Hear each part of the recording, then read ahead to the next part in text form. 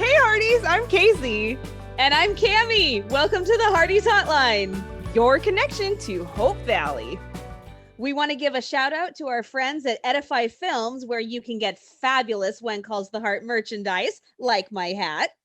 And you can also get a fun When Calls the Heart game from our friends at the Bundle Game. Be sure to use discount code Hearties Hotline for 10% off. We've got a fabulous episode for you today, full of laughter, tears, and heart. So take a walk with us to Hope Valley and let's dive in. Welcome back, Hearties. Welcome to the Hearties Hotline. I am so excited to be here today. Casey sadly had a work thing pop up, but it's okay because you still get 2 Ks. We have the queen of communication of Hope Valley herself, Fiona Miller, Miss Kayla Wallace. Hi, Kayla. Hi, thanks for having me. Thank you for coming on. I know that things are busy. You've just got done shooting. You're going to start shooting When Calls the Heart soon. So thanks for squeezing us in. Appreciate it. Oh my gosh, of course. Yeah, it's been crazy, but I'm happy we made time to do this. So yes, me too. So speaking of just finishing up filming, is there anything you can tease about that little project you just finished? I can't say too much, but Right. I did just finish a project a couple this week. I don't even know, the days all blend into one. Last week. And when I can share more, I will. Awesome. Yes. Now, is it a movie that will air in the States, or is it strictly a Canadian project? I believe it'll air in the States. Okay. I would imagine. I don't know though. I don't know. I'm pretty sure though. Okay. Yeah. Yeah. Now, true or false, you and Kevin were involved in that project together? I mean, maybe there's been some photos floating around the old Instagram. And It was funny because we both didn't take any, but other people did, and once people found out about that, it was like, oh my gosh, there's all of these posts about it. So I'll just leave that up to whatever people can find on Instagram. Ooh, we're gonna be Fiona. We're all gonna be Fiona and be amateur detectives now. That's right. All right. Well, let's dive right into When Calls the Heart. So, first thing I want to talk about is your first impression of everything. So, number one, how did it feel to be the character that brought about so much modernization and shook so many things up? We like to talk about Lee as the character who brought prosperity to Hope Valley, and then Lucas just kind of added on to the pot. But I think that Fiona is the one who brought modernization and kind of shook the town up. So what was that like for you? Yeah, my first impression of that part of her as a character, I think that was why I liked her right off the bat so much, that she pushed the boundaries of this quaint little town that would have been probably 1916 at the time. And yeah, that was one of the things that I loved so much about her, and that she was just, I remember having this conversation with one of our directors. He was like, the way she talks, the way she walks, it has to be so different from anybody else in this town, because she's from the future, essentially. She's from a city and coming to this little town. So it was so fun. It was so fun to like create the way she walked and talked and her mannerisms. And it was, and my first impression was like coming into a show, like an ensemble show when everyone knows each other. I was a little nervous. This was also 3 years ago. So I was still like, or almost 4 years ago now, I was still like, getting my toes wet in the water that is film and television. And everyone on the show was so lovely right off the bat. So it was a great experience. Great. And still is. It still is. Don't forget your scandalous first image, with the shoes and the skirt. The famous ankles. Yes. Those famous ankles. Did you have to do a special workout to have your ankles so featured? You know, stepping off that stagecoach in those heels, I Oh, remember gosh. that shot. It was hard. I was You like, bet. my main focus was just not to trip on that shot, because I had Don't fall.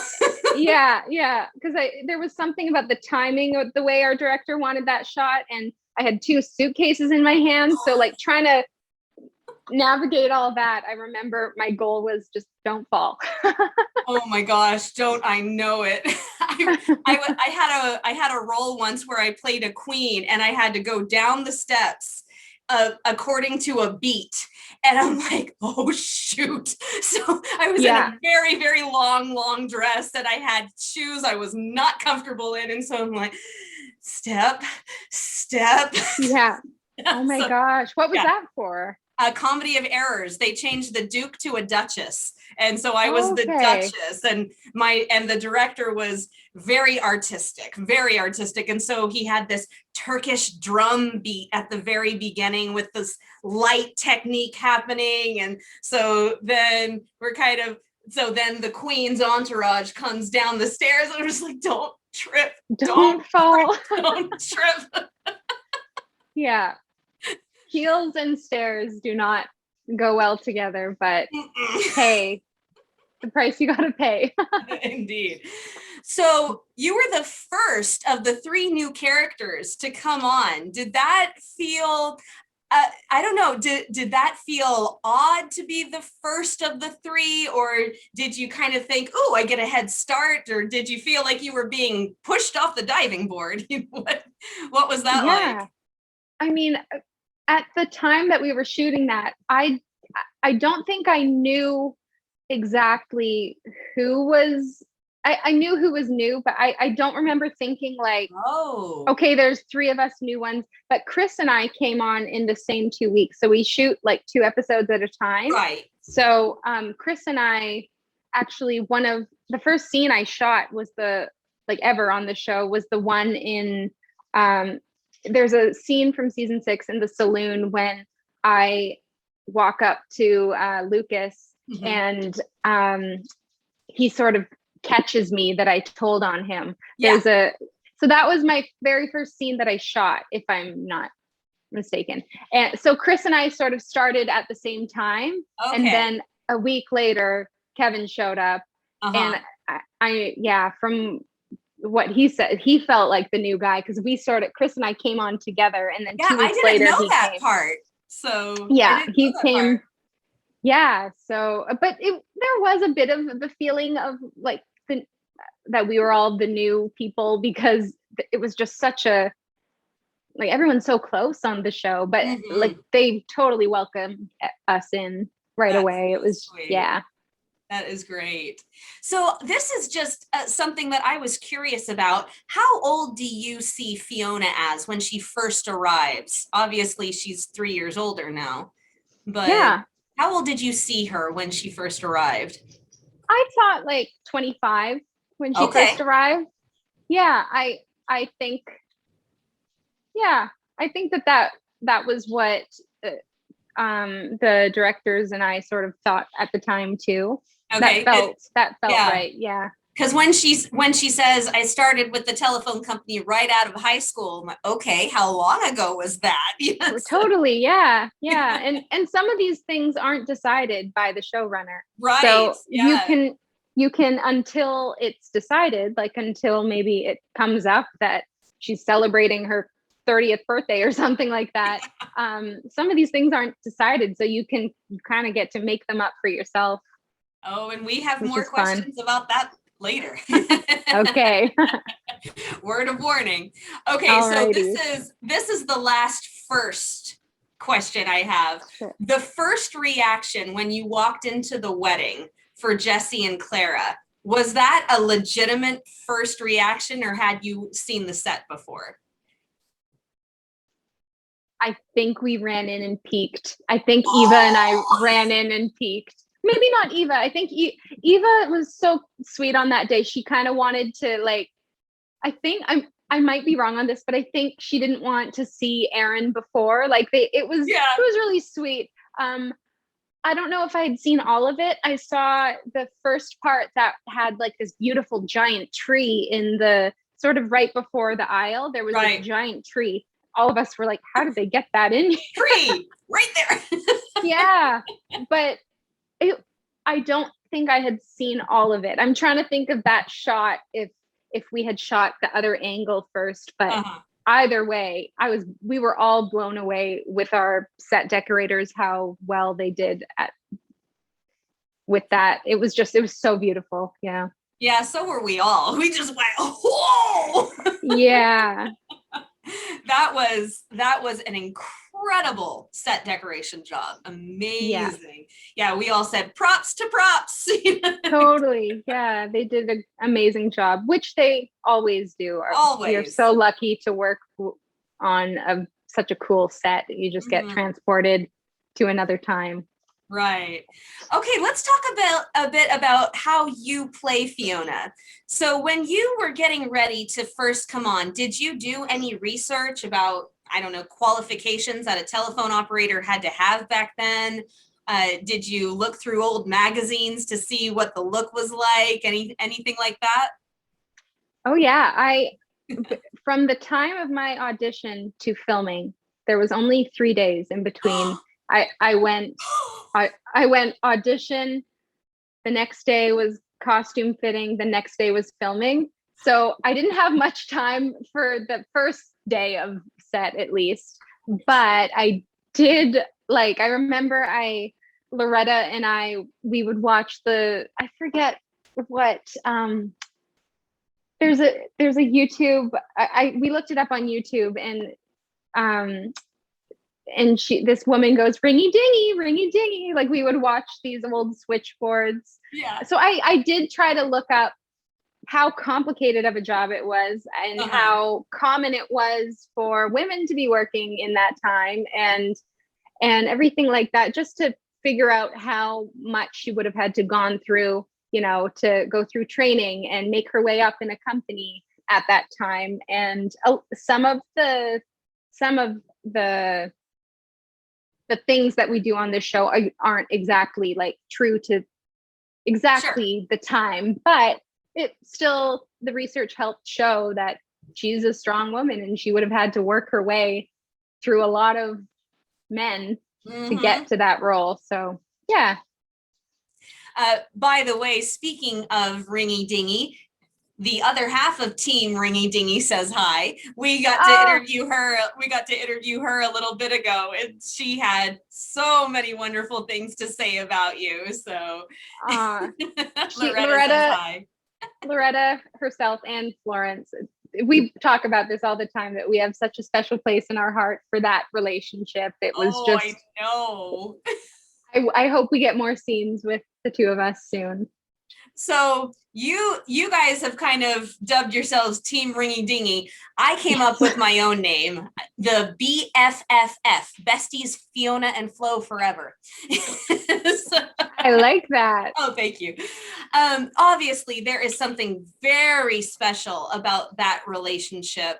I mean, the present scene when you guys exchanged gifts on Christmas Eve, I was crying my eyes out, and it was just so adorable that the two of you each gave each other a telephone related Christmas gift. So what do you think?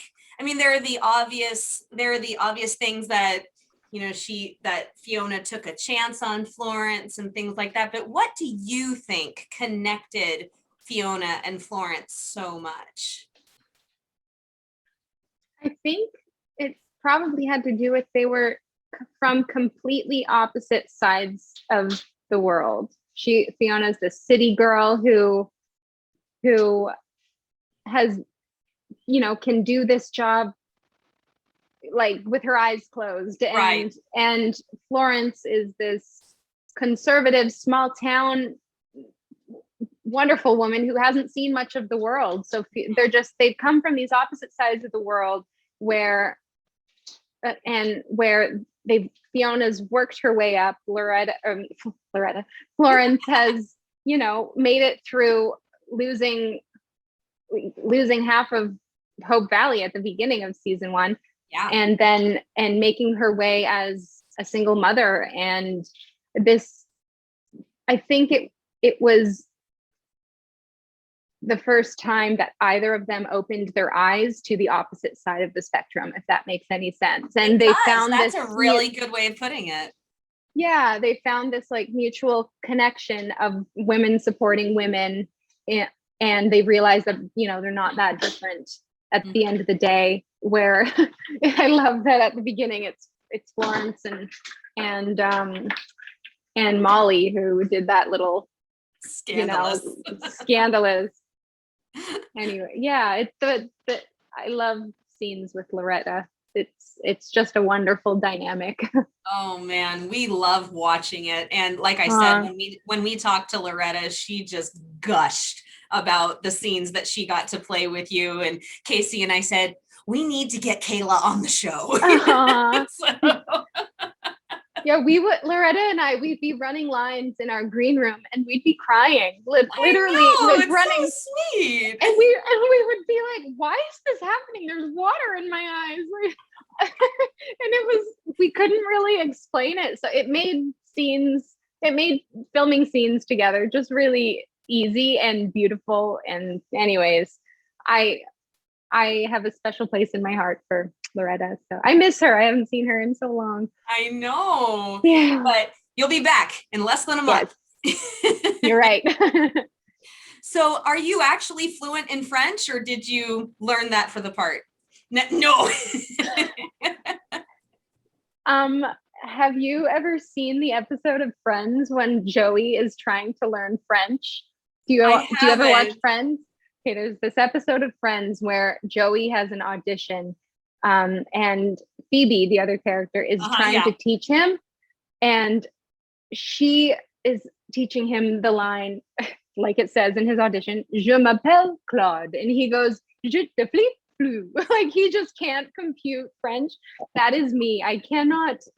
It took me a while. In my audition, I kept on messing up the what did I have to say? Au contraire. Au contraire. And I kept saying au contraire. And anyways, I do not speak French, and I try, but it's very hard for me. Well, you hit it extremely well. So congratulations. Good. I'm fooling everyone. Yay! Casey is going to be so disappointed because she's a huge Friends fan. So. Oh, really? She'll know the reference. Oh, she'll know the episode immediately and she'll die laughing. Yeah. No, that was one of the things where I was like, I do not speak French, but I will try my best. Well, you got the role anyway, so. You know who actually helped me, and I haven't thought of this in a while, Chris McNally. He actually does. French. Yeah, so he was helping me with some pronunciation. I remember that now. I haven't thought of that in a while, but yes. I was curious about that, and I was going to ask him if we ever got him on the show, because a lot of French Hearties have commended his accent. I said, I wonder if he really does speak French. So, well, in Canada, you do have to learn a bit in school but I guess it never stuck. Yeah, it's like learning Spanish down here in Texas. Right. It's almost a staple. So totally, yeah. Oh man. Okay, well, congratulations on the superb acting jobs.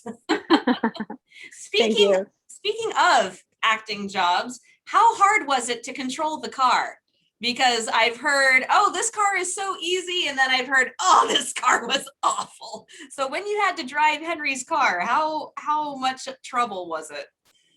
So driving that car, well, that was my first time ever driving a stick shift. Like I haven't even driven a regular, 21st century stick shift. That was my first time. So the guy who was training me on it, he was like, if you can drive this, you can drive anything. And I think I only stalled a couple times, but he did like 3 or 4 lessons with me, just driving around the set. So I was comfortable once we got going. But yeah, I had to do lessons like after I was done shooting in the episode before, so because they knew I was gonna have to. But it wasn't too bad. I've heard other people say that some of the other vehicles on set are like super, like you can't really rely on them to stop and go. Exactly. Yeah. So back to the imaginative backstories that you mentioned earlier. Did you have was it mentioned in production planning, or did you make up a backstory that was the reasoning behind Nickel wanting you out of Hope Valley that led to your firing? What we sort of, what we were talking with our showrunner at the time, what happened was that she stood up for herself, and I'm pretty sure that I had the conversation with our showrunner to say this is to sort of be on the same page of what happened. But anyways, what happened in my head is that she must have came forward with an idea or voiced her opinion in some way, and then he shut it down and said you don't get to say that. You're a, what did he say? He said you're a small cog in a big wheel. Yeah, like you're just another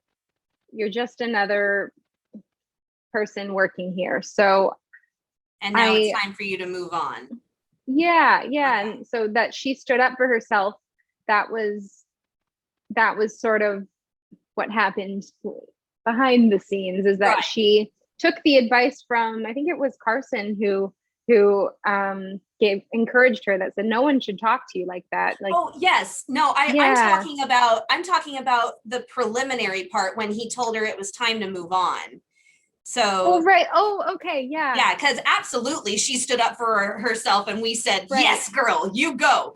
Yeah, it was, I believe that in my head that he wanted to either bring someone else in, or she wanted to stay there and he wanted to relocate her to a different location.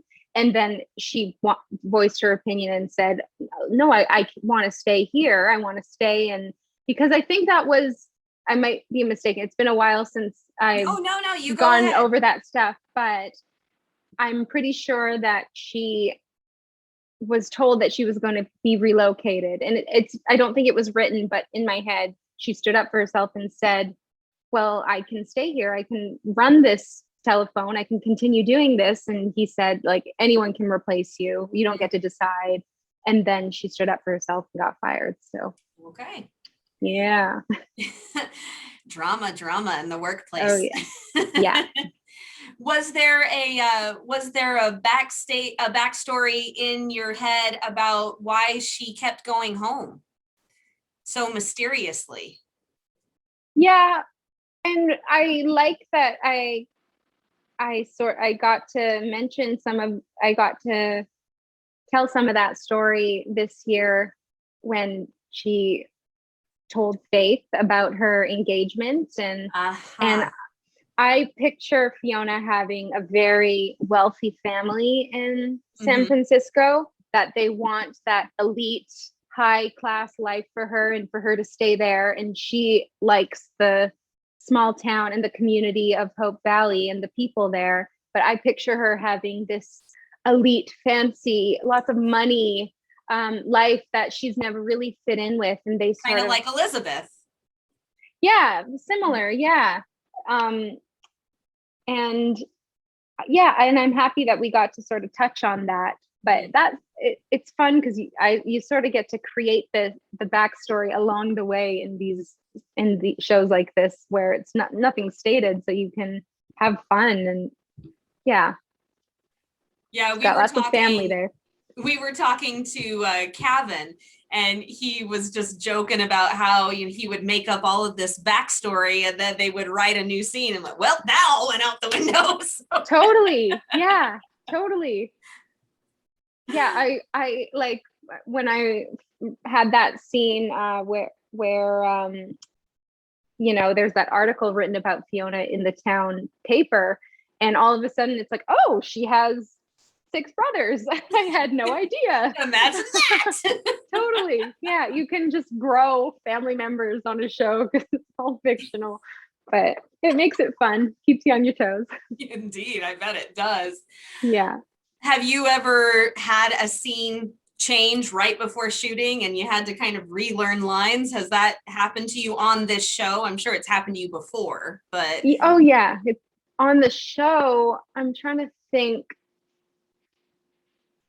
Nothing that's coming to my head where there was like a big change. We have got like rewrites the night before, but you still have time to sort of learn it before you get there. So you've never had to deal with that incredibly pressurized situation. That's good. Nothing that comes to my head. Well, then either you blocked it or it hasn't happened, so you get spared. Right. So what is something or some things that you see for Fiona in the future? What is something you'd like to see her do in season 9? I would like to see, we've got to see so much of the business side of her life, and that driven woman that takes over the town. I would like to see a more vulnerable side to her and maybe see her fail. I mean, we got to see her fail this year. That was one thing I asked our showrunner this year. I said, I want to see her, she got fired, but I said, I want to see her mess up. I want to see her go through some harder things. But maybe more into the love side of things. I think that it would be fun to see her try something, maybe get her heart broken, or try something and figure out that it's not for her. But explore something that's not work related for a little bit. I would be remiss if I didn't ask about Fiona and Mike. I have to do it. I'm sorry. Yeah, I mean, they're starting a new adventure together, so they'll be spending a lot of time together. I don't know how that storyline's going to play out. We'll see, but it's a really fun dynamic to play. Like Ben he's so hilarious, and I think their characters are also opposites, so that it makes it super fun. I don't know how you kept a straight face with the ear. I don't know how you did it. That was a tough one. Want to know where I didn't keep a straight face? Was the dance. Where we're dancing together. So we filmed a scene, I think it was my coverage first. So we had this thing where we were dancing and we do-si-do. So we were facing the camera at certain times. So this take, we did my coverage, and then I started getting the giggles. And when you're filming like late at night in these, because any of these saloon scenes where they're like parties, that you guys see, we're there from like morning until late. Oh, I'm sure.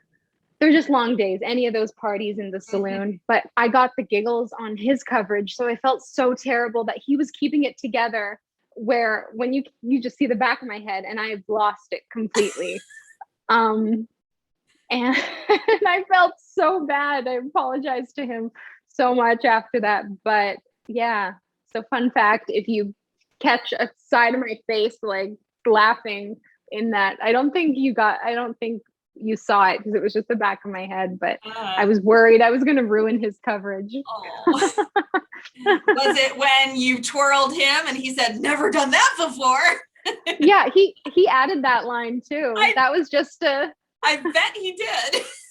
that wasn't written in, and we added the twirl too. I was like, you did. I want to twirl you, or maybe he said that, but we came up with that, and then he just, like, after we finished that scene, he was like, I've never done that before.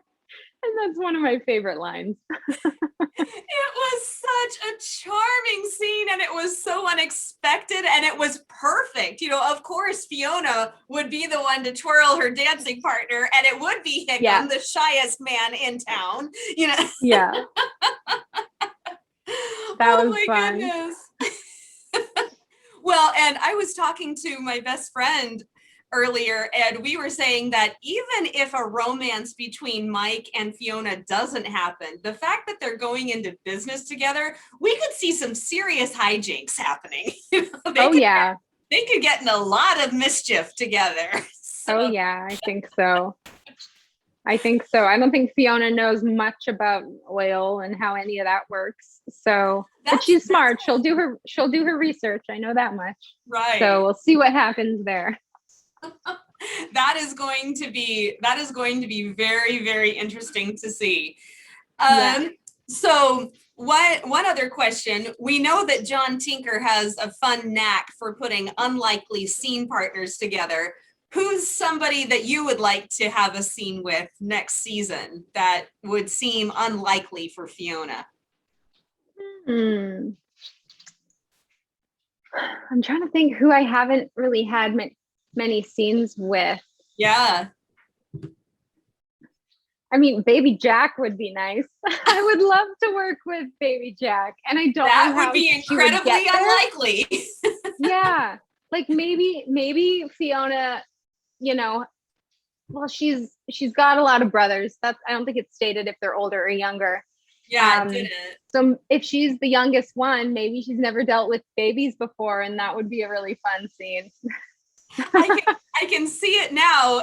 Elizabeth has to go out quickly for some reason, and she's like, "Oh, I'll take care of them, easy as pie." And then, yeah. Oh. Totally. There we go. John Tinker, I hope you're listening. We're supposed to set something up together, so I will be sure to mention that. There you go. All right. So this last section, Casey and I call this Rosemary's Rapid Fire Questions. Ooh. So this is just as quickly as you can go. Okay, I'm ready. Favorite set location on When Calls the Heart? Barbershop. Of course. Outside of your own character, which character would you want to play for a day? Ooh. I'm going to say Nathan. I want to ride a horse. Ooh, okay. What modern convenience would you take back to 1910? I think bringing an iPhone would blow everybody's mind. Here's this phone where you have to put all these cords in and twirl something, and then having one of these. What is that? Yeah, no one would know. All right. Now, would you as Kayla, would you rather eat at the saloon or at the cafe? Oh, I'm going to say the saloon. Living on the dangerous side, huh? Yeah. Now, also as Kayla, who in Hope Valley would you rather work for or work with? Would you go for Gowan in the petroleum, Lee in the lumber mill, Lucas in the saloon, Yost in the mercantile, the barbershop, Dottie's dress shop, the phone? As yourself, who would you Kayla. rather? Yeah, as Kayla. I'm going to say barbershop or saloon. You like throwing those darts, huh? I do. I do. I do that almost daily. So those times when you were playing Kevin and you got a bullseye, that was real, huh? Well, I didn't actually get a bullseye. What we did was we had a shot of me throwing it, and then they stuck a bullseye in the dartboard and had a close-up on that. But I am known to throw a bullseye every, maybe we'll say 100 shots. I'm not very great, but I do try.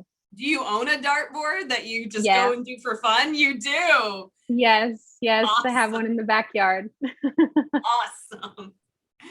Okay, so now this last section is still rapid fire, but regarding your castmates, who is most likely to pull a prank? I want to say Erin Krakow. I've seen her pull a few, and she's sneaky with them. But Erin Krakow. Okay. Burst out into random song or dance between takes because you have so many musicians on set. I love it. I'm usually singing. What's your favorite song to burst out into? Oh gosh, you know what I can't get out of my head lately, which is a French song, La Vie en Rose. Oh, it's such a beautiful pretty song. One. But I'm always singing it, and I get it stuck in everybody's head. Too much, but that's always one that I bust out all the time, no matter where I am. A little sampling. Okay. Hold me close and hold me fast. This magic spell you cast. This is La Vie en Rose. So that is going to be stuck in my head all afternoon, but Yay! There you go. Have you ever seen the 1995 version of Sabrina with Julia Armand and Harrison Ford? No, I haven't. That is the theme song of that version. And so every time I hear it, I can just see Julia Armand and Harrison Ford. So all right, I'll have to watch that. Yes, you will. Yes, there's the Audrey Hepburn version, and it's beautiful and classic, but that one's a pretty good remake. All right. I highly recommend it. Okay, who is most likely to be found at Crafty? Kevin. Always.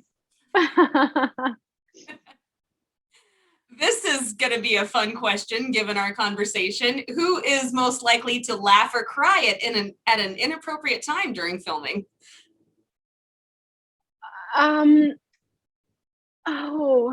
Maybe Kevin. Yes. I agree with that. Him and Pascal, when they get going, it makes me laugh too. They're so funny, but they do have like a really good ability to bring it together as soon as the cameras are rolling. I'm still getting there. But yeah, they are always goofing around. Oh, funny. Yeah, we've talked to both of them separately on both interviews. They just kept saying how they crack each other up, and they're just a couple of kids on set. So they really are. Oh, it's funny. Who is most likely to be the mother or father hen of the group? Oh, definitely Jack Wagner. Jack always has like words of wisdom, and he's always making sure that like everyone's taken care of, which is really nice. That is nice. And mother is definitely Erin Krakow. She's always checking in on everybody. She's just lovely. We are just so lucky to have her. Yeah. That's the unanimous and general consensus. So really? Oh okay. Yeah. Oh yeah. And if you and your castmates were stuck on an island, Gilligan style, what would each person be doing? And you don't have to go through the entire cast, but just pick a few. What would each person be doing while you waited to be rescued? I feel like Florence would be putting on sunscreen. I feel like Hickam would be like trying not to drown. Trying to keep up with the others swimming. I feel like Carson would probably be playing his guitar. Probably. I feel like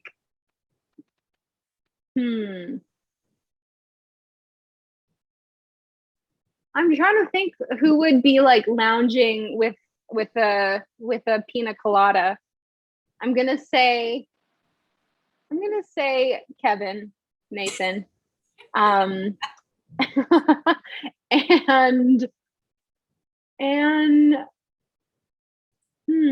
I'm trying to think what all the other ladies would be doing. Yeah. What about you? What would Fiona be doing? It's funny, I can't picture her in a like vacation situation. She's so like work focused that she would need some sort of like laptop, but that wasn't a thing back then. Probably be rigging something together. She would be trying to figure out how to get everyone off that island is what she'd be doing. I agree. Oh, so fun. This has been such a great chat with you. Thank you for coming on. Yeah, thanks for having me. And where can people find you on social media? Where would you like people to follow you? Yes, I have Instagram and Twitter. Both are the same handle. I'm Kayla Wallace. So that's the letter M, Kayla Wallace. Excellent. Yes. All right, Hearties, thank you so much for joining us. We will bringing you more another time. Stay tuned. Bye, guys. Bye.